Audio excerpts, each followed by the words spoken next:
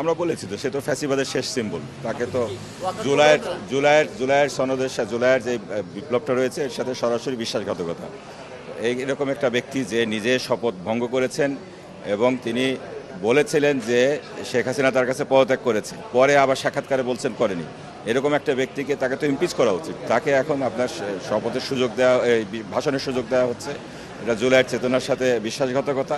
তাকে ইমপিচ করতে হবে। তাকে কোনোভাবে এরকম একটা ফ্যাসিস্ট ব্যক্তিকে সংসদে ভাষণ দেওয়ার কোনো জাস্টিফিকেশনই নেই তো ভাষণ দেওয়ানোর। তো এক্ষেত্রে আমরা প্রতিবাদ করব, অবশ্যই প্রতিবাদ করব। প্রতিবাদের সংসদীয় অনেক ভাষা রয়েছে, যেগুলো আমরা সিদ্ধান্তের আলোকে, আজকে 9:30 বৈঠক আছে, সিদ্ধান্তের আলোকে আমরা সেরকমভাবে প্রতিবাদ করব। সব পসিবিলিটি ওপেন আছে। গ্লিটারের টুইন লেমন ও অ্যান্টিব্যাকটেরিয়াল ফর্মুলা বাসনকে চকচকে জীবাণুমুক্ত করে আমাদের দেয় গ্লিটার গ্যারান্টি। না, আমরা তো বলে দিয়েছি আমাদের ভূমিকা হবে গঠনমূলক।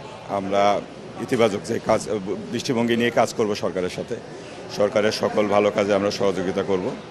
আর যখন দেখব জনগণের স্বার্থ রক্ষিত হচ্ছে, জুলাইয়ের সনদ নিয়ে টালবাহানা চলছে, তখন আমরা প্রতিবাদ করব। তারই অংশ হিসাবে আমাদেরকে তারা বলছে যে তারা ডেপুটি স্পিকার পদ দিবে। ডেপুটি স্পিকারের বিষয়ে তো সরাসরি আপনার গণভোটেই বিষয়টি এসেছে, কিন্তু তারা বলার চেষ্টা করছে তারা আমাদেরকে এখানে একটা করুণা করছে কিংবা একটা ফেভার করছে। এটা তো আমরা ফেভার হিসাবে নিব না, আমাদের জুলাইয়ের প্যাকেজ হিসাবে নেব। যদি জুলাইয়ের প্যাকেজ হিসাবে ডেপুটি স্পিকার পদটাকে দেওয়া হয়, জুলাইয়ের যে সনদটা আছে, গণভোটের যে 30টার বিষয়ে কথা বলা হয়েছে, উচ্চকক্ষ, ডেপুটি স্পিকার, এগুলোকে তারা কিভাবে বাস্তবায়ন করবে এর সুস্পষ্ট রোডম্যাপ, এর বিষয়ে সমঝোতা ছাড়া আমরা ডেপুটি স্পিকার পদটা নিব না।